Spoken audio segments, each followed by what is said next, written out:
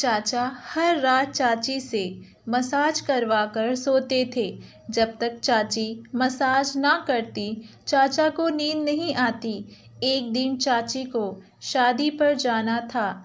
चाची जाने लगी तो मुझे पास बुलाकर बोली, रात को चाचा के मसाज कर देना वरना सारी रात जागते रहेंगे।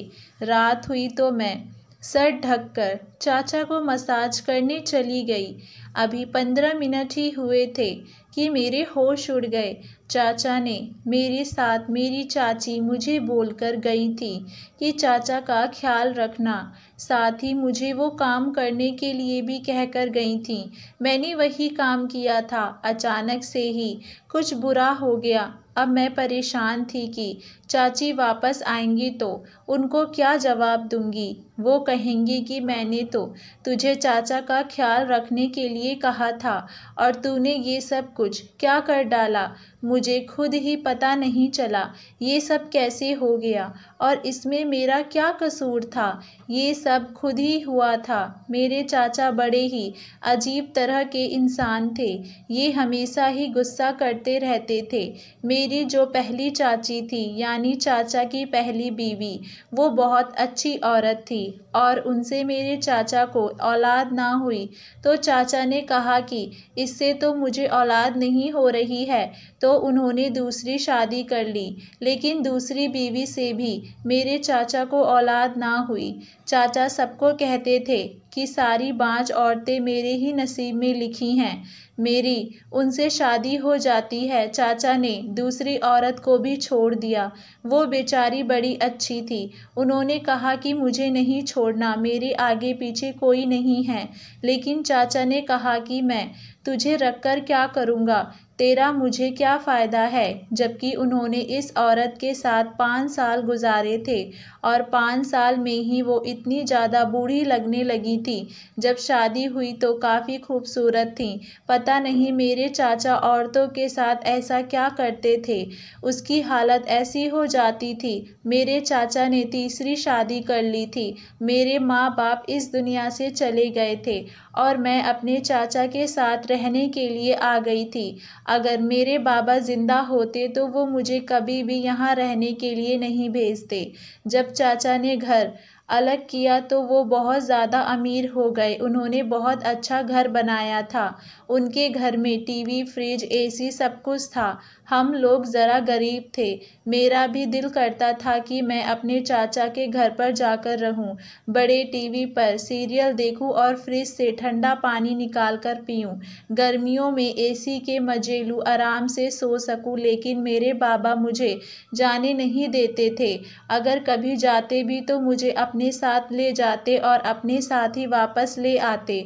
वहाँ पर रात को कभी भी रुकने ही नहीं देते। लेकिन अब मैं यहाँ पर हमेशा के लिए आ गई थी। मेरे चाचा को अपने भाई भाभी के मर जाना बड़ा अफसोस था, इसीलिए उन्होंने मेरी जिम्मेदारी ले ली और कहा कि वो मेरा ख्याल रखेंगे।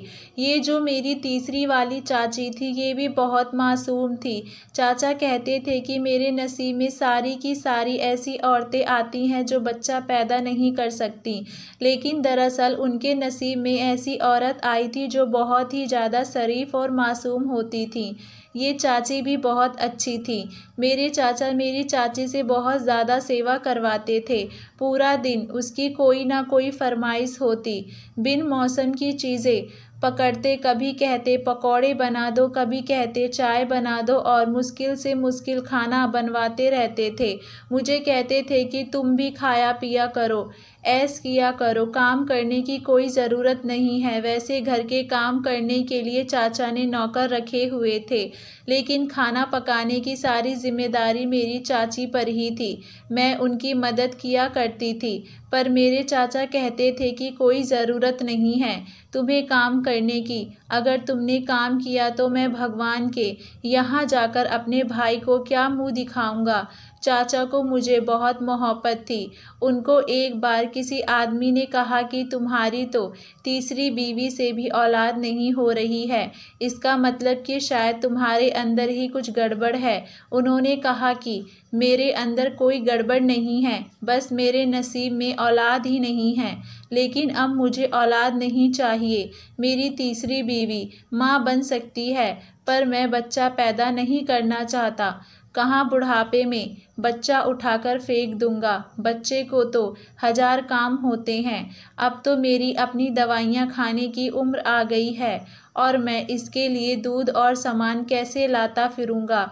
मेरा भाई दुनिया से चला गया है, इसकी बेटी मेरे घर रहने आई है। बस मैं इसी को अपनी बेटी बना लूँगा और मैं इसको विदा कर दूँगा। सारे अरमान इसकी शादी पर पूरे कर लूँगा। मेरी बात सुन रही थी। मुझे बड़ी खुशी हुई। मैंने कहा कि मेरे चाचा तो बहुत अच्छे हैं, मेरा कितना ख्याल करते हैं, मुझे अपनी बेटी बना लिया है।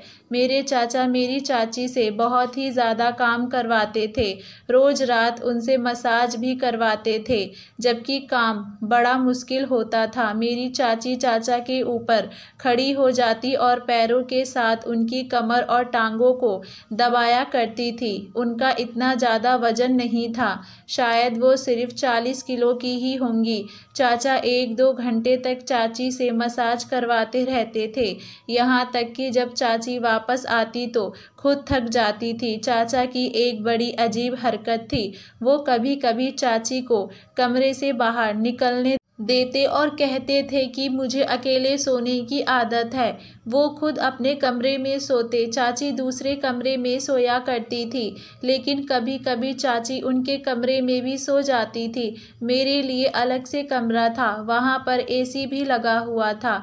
मेरी ज़िंदगी तो यहाँ पर ठीक थी। मेरी चाची को कहीं जाने भी नहीं देते थे, उनके अपने घर भी नहीं, उन्हें रात को भी अपने घर रुकने नहीं देते थे। मेरी चाची कहती थी कि मैं तो बस यहाँ पर सेवा करने के लिए आई हूँ।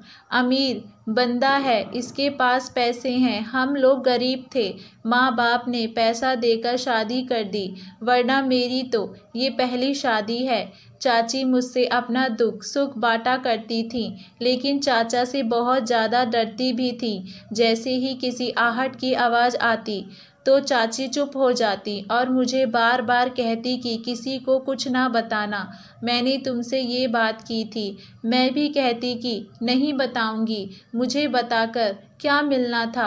मेरी चाची अच्छी थी और चाचा भी, मुझे उन दोनों के साथ ही अच्छे तरीके से रहना था।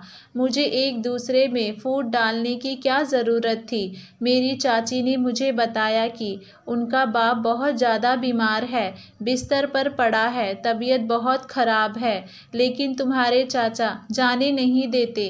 कहते हैं कि घर के काम ज़रूरी हैं, टाइम पर खाना नहीं मिलता तो मेरा मूड ख़राब हो जाता है। चाची मुझे कहती थी कि औरत गरीब बंदे से शादी कर ले, जो कम से कम प्यार करने वाला और एहसास कराने वाला हो, लेकिन ऐसे आदमी से शादी ना करे जिसके पास पैसे तो हों लेकिन वो आपका एहसान ही ना करे। मैंने कहा कि आप औरतें तो आजकल ऐसा नहीं सोचती, वो तो बस कहती हैं कि बंदा अमीर हो चाहे जैसा भी हो। मेरी चाची ने कहा कि हाँ, काश कि मुझे पहले पता होता कि ये सब कुछ होता है, मैं तुम्हारे चाचा से कभी शादी ना करती। मेरा तो दिल करता है गले में डाल लूँ और सबको बताऊँ कि कोई भी अमीर आदमी से शादी ना करे, और करे तो कम से कम ऐसे आदमी से करे जिसके अंदर थोड़ा बहुत एहसास हो, इंसानियत हो। मेरी चाची बड़ी परेशान रहती थी। मैंने कहा कि मैं आपकी मदद करती हूँ, मैं चाचा से बात करती हूँ। उन्होंने कहा कि नहीं नहीं, तुम बात नहीं करना, वरना वो कहेंगे कि मैंने तुम्हें कहा है। लेकिन चाची अंदर ही अंदर बड़ी परेशान थी। एक दिन रोना शुरू हो गई। चाचा ने कहा कि क्या बात है, क्यों घर में मनहूसियत फैलाया हुआ है। मुझे बिल्कुल अच्छा नहीं लगता घर की औरत घर में बैठकर रोती रहे। जिस घर में औरत इस तरह बैठकर रोती है, इस घर से पैसे रूठ जाते हैं। तुम क्या चाहती हो कि मेरी कमाई खराब हो जाए? जब मेरे पास पैसे नहीं होंगे, सबसे पहले तुम ही मुझे छोड़कर जाओगी। मेरी चाची ने कहा कि मैं अपने बाप से मिलना चाहती हूँ। पता नहीं कब फ़ोन आ जाए और पता चले कि बाबा इस दुनिया में नहीं हैं। आखिरी बार उनसे मिल भी ना पाऊँगी। अगर ऐसा हुआ तो मैं ज़िंदगी भर आपको कभी माफ़ नहीं करूँगी। मेरे चाचा को रहम आ गया और उन्होंने कहा कि ठीक है, चली जाओ, लेकिन सिर्फ एक रात के लिए। शाम को जाओगी और अगली सुबह वापस आ जाओगी। मेरी चाची तो इस पर ही खुश हो गईं। उन्होंने कहा ठीक है। मेरे चाचा ने थोड़े पैसे दिए और कहा कि उनके लिए कोई चीज़ भी ले जाना और मेरी तरफ से भी पूछ लेना। चाची ने कहा कि अगर आप भी साथ चलते तो। मेरे चाचा ने कहा कि मेरी तीसरी शादी है, पहली नहीं। मैं ससुराल का मुंह देखूं, मुझे कोई ज़रूरत नहीं है। तुम अच्छी औरत हो, मेरा ख्याल तो करती हो, लेकिन तुम्हारे बहुत नखरे हैं। अगर ज़्यादा नखरे करना है तो वहीं पर बैठ जाना, मैं तुम्हें तलाक के पेपर भेज दूंगा। मेरी चाची तो डर गई। मैं चाचा का रवैया देख रही थी, कितना गलत रवैया था। चाची ने उनके साथ हमेशा अच्छा किया, लेकिन चाचा ने आज उनको ऐसी बात कह दी थी। ऐसे नहीं करना चाहिए था। उनका कसूर ही क्या था? वो कहने लगी कि दिल तो नहीं कर रहा कि जाऊं, लेकिन एक तरफ बाप है और एक तरफ मेरा घर है, और बाप इस दुनिया से जाने वाले हैं। अगर बाप से ना मिली तो जख्म बनकर मेरे दिल में बात बैठ जाएगी, मुझे अंदर ही अंदर खाई जाएगी। लेकिन अगर वहाँ से आने में देर हो गई तो तुम्हारा चाचा मुझे तलाक दे देगा। बस तुम पीछे से सब कुछ संभाल लेना, इसे मौका ना देना किसी मेरी याद आए। मैंने कहा फिक्र नहीं करें, मैं उनको टाइम पर सारी चीज़ें दे दूंगी तो वो नहीं कहेंगे। मैं सारी चीज़ बहुत अच्छी बनाऊंगी जो उनको बहुत पसंद आएंगी। चाची ने मेरे सर पर हाथ रखा और कहा कि तुम बहुत अच्छी लड़की हो, मैं भी तुम अपनी बेटी समझती हूँ और हमेशा समझूंगी। तुम मेरे दुख सुख समझती हो। चाची वहाँ से चली गई और मैं सुबह सुबह उठ गई। पहले मैंने चाचा को नाश्ता बनाकर दिया, इसके बाद खाना, शाम को चाय के साथ भी काफ़ी सारी चीज़ें बनाई, लेकिन वे बिल्कुल भी खुश ना हुए। उन्होंने कुछ नोट भी नहीं किया, ये भी नहीं कहा कि बहुत अच्छा बनाया है।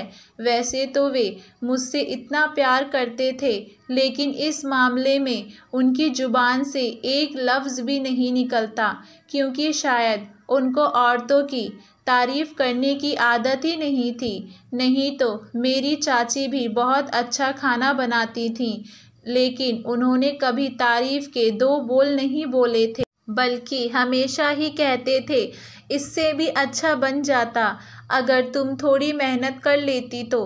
रात हुई तो चाचा ने मुझे आवाज़ दी। मेरी चाची ने मुझे कहा था कि मसाज के बगैर तुम्हारे चाचा को नींद नहीं आती, आज ये काम तुम कर लेना। मैंने कहा कि ठीक है, मैं कर दूंगी। उन्होंने मुझे आवाज़ दी, मैं भी कमरे में चली गई। उन्होंने कहा कि मैं मालिश करवाता हूँ तो मुझे नींद आती है, तुम्हारी चाची चली गई हैं, नहीं तो ये काम तो उसी का था। मैंने कहा कि कोई बात नहीं, वे तो सुबह आएंगी, मैं कर देती हूँ। उन्होंने कहा कि ठीक है। मैं चाचा को मसाज करने लगी। मुझे चाचा ने कहा था कि वो 2-2 घंटे तक मसाज करवाते हैं, इसीलिए मुझे पता था कि मेरी जल्दी छुट्टी नहीं होने वाली। बस मैं चाचा का मसाज करने लगी, लेकिन अभी 20 मिनट ही गुजरे थे कि चाचा की आवाज़ ही नहीं आई, जबकि इससे पहले वे किसी चैनल पर खबरें सुन रहे थे, साथ साथ मुझसे भी बातें कर रहे थे। मुझे लगा कि सो गए हैं। मैंने सोचा कि अगर सो गए हैं तो फिर मैं वापस अपने कमरे में चली जाती हूँ। मैं कमरे में चली गई, मेरी छुट्टी हो गई। 20 मिनट में ही मेरी जान छूट गई। लगता है मैंने बहुत अच्छे से मसाज किया। किया है। तभी उनको नींद आ गई, शायद थके हुए थे। मैं कमरे में आई तो चाची के घर से फ़ोन आया। पता चला कि चाची के बाबा का देहांत हो चुका है। तुम अपने चाचा को लेकर जल्दी वहां पर पहुंच जाओ। मैं चाचा के कमरे में उनको जगाने के लिए गई। जाहिर है इतनी बड़ी बात थी, चाची के बाबा की मौत हो चुकी थी। लेकिन जब मैंने चाचा को जगाने की कोशिश की तो वे उठ ही नहीं रहे थे। मैंने उनको आवाज़ दी, फिर उनके कंधे पर हाथ लगाया। जब मैंने उनकी तरफ गौर से देखा तो ना जाने क्यों मुझे ऐसा लगा कि जैसे वे इस दुनिया में नहीं हैं, इस दुनिया से जा चुके हैं। लेकिन मैं पास वाली आंटी के घर चली गई। वे बहुत अच्छी थी, उनके परिवार से हमेशा अच्छे ताल्लुक़ होते थे और उनके छोटे बच्चे थे। वे वहीं पर रहती थी। मैंने उनको कहा कि मेरे चाचा उठ नहीं रहे हैं। उन्होंने भी अपने दिल पर हाथ रख लिया, कहा सब ठीक तो है। घर में उनका एक कज़न आया हुआ था, उसको लेकर वे घर पर आईं। उसने चेक किया तो कहने लगा कि अब इस दुनिया में नहीं रहे। ये सुनकर तो मैं हैरत से रह गई, मेरे कदमों तले से ज़मीन निकल गई। मुझे इस औरत ने कहा कि उन्हें क्या खिलाया है। मैंने तो कुछ नहीं किया था। मैंने उनको अच्छे से खाना खिलाया और मैं उनको मसाज कर रही थी। मुझे लगा सो गए हैं, लेकिन मुझे नहीं पता ये सब क्या हुआ। चाची को ये बात बताई तो चाची तो दहल गई और उन पर कयामत टूट पड़ी। एक तरफ उनका बाप मर गया और दूसरी तरफ पति भी। बड़े ही मुश्किल हालात थे। चाची बड़ी मुश्किल से पड़ी थी। सबसे ज़्यादा तरस मुझे चाची पर ही आ रहा था। जब वापस आई तो उनके बाबा भी इस दुनिया से जा चुके थे। चाचा को हार्ट अटैक आया था और उसके पति भी इस दुनिया से जा चुके थे और आज इस बात को 10 दिन हो गए थे। चाचा की सारी जायदाद और पैसे वगैरह मेरे और चाची के नाम हो गए। मैं और मेरी चाची इस घर में रहते हैं। मेरी चाची ने कभी चाचा का जिक्र नहीं किया। वे कभी भी ये नहीं कहती कि मुझे उनकी याद आ रही है। याद भी कैसे आएगी, उन्होंने उनको बहुत तंग किया था। मेरी चाची की एक बहन थी जो अकेली हो गई थी, वे भी हमारे साथ रहती थी। इसकी मेरी उम्र के बराबर उम्र थी और मुझे तो एक अच्छी सहेली मिल गई थी। इसके साथ वक्त अच्छा गुजर जाता था। हम दोनों ने पढ़ाई भी शुरू की। चाची कहती थी कि मैं तुम दोनों को पढ़ाऊंगी ताकि तुम लोगों की शादी अच्छे घर में हो और तुम लोगों के माँ बाप नहीं हैं, मैं ही हूँ और मैं ही तुम लोगों की शादी ऐसे घर में करूँगी जिसमें ना सिर्फ दौलत हो लड़के के पास बल्कि आदत और एहसास भी हो। दौलत वाले देखकर तुम्हारी शादी नहीं करूँगी। ये लोग बेटियों की शादी सिर्फ दौलत देखकर कर देते हैं ना, अपनी बेटियों के साथ बहुत बड़ा जुल्म करते हैं। मैंने तुम दोनों को अपनी बेटी माना है। मैं तुम्हारे साथ ऐसा नहीं करूँगी। अच्छी जगह तुम्हारी शादी करवाऊँगी। चाची बहुत अच्छी हैं, हमारा बहुत ख्याल रखती हैं। चाचा के साथ शायद यही होना था। उन्होंने इतनी सारी औरतों का दिल दुखाया क्योंकि मेरी चाची ने मुझे बाद में बताया कि तुम्हारे चाचा कभी बाप नहीं बन सकते थे, लेकिन हमेशा इस बात का इल्ज़ाम औरतों पर लगाते थे और उन्हें तलाक देकर उनकी ज़िंदगी बर्बाद कर देते थे।